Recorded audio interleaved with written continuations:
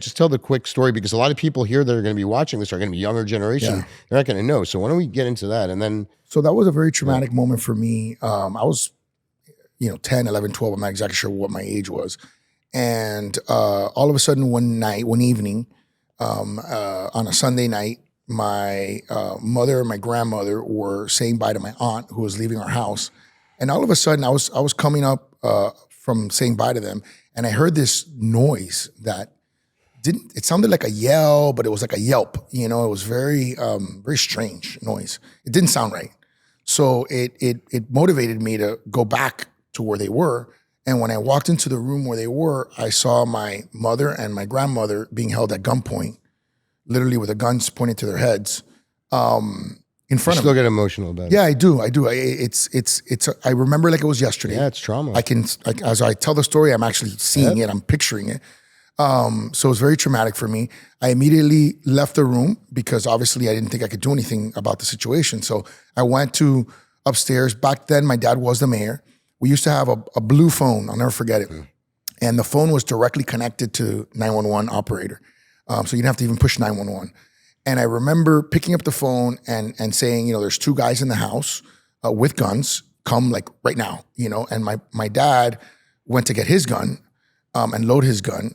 And, then I immediately thought of my sisters who were in another room. So I went to go get my sisters while my dad was doing that. And by the time my dad and I intersected in the second floor of my house, we had gotten my sisters into his room to protect them. And he was yelling, I have a gun, and please leave the house.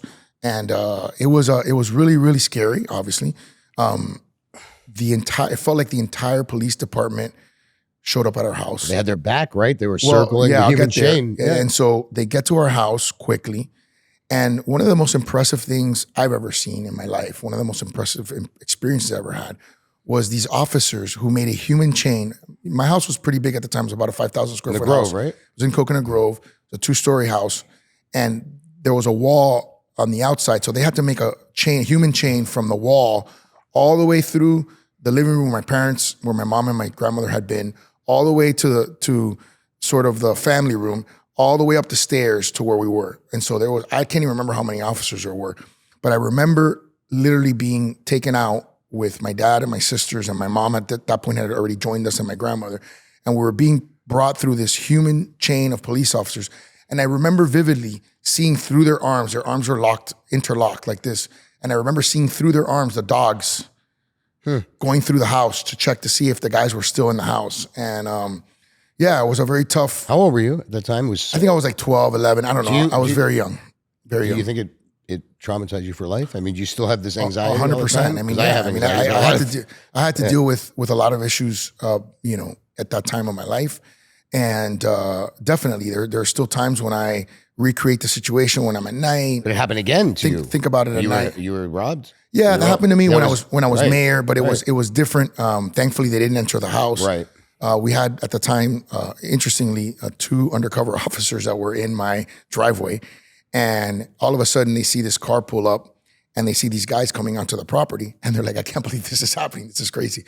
So they confront the guys. The guys take off. Mm-hmm. And one of them didn't make it in the getaway car, so he was arrested. And I just remember getting a knock on my door at 2:00 in the morning. And actually, the guy who knocked on my door later became one of my sergeant at arms, Miguel Ramirez. Yeah, of course. And I just remember opening the door and seeing him, like he was literally huffing and puffing, the poor guy. And I'm like, what's going on? Like, you just woke me up in the middle of the night. What's happening?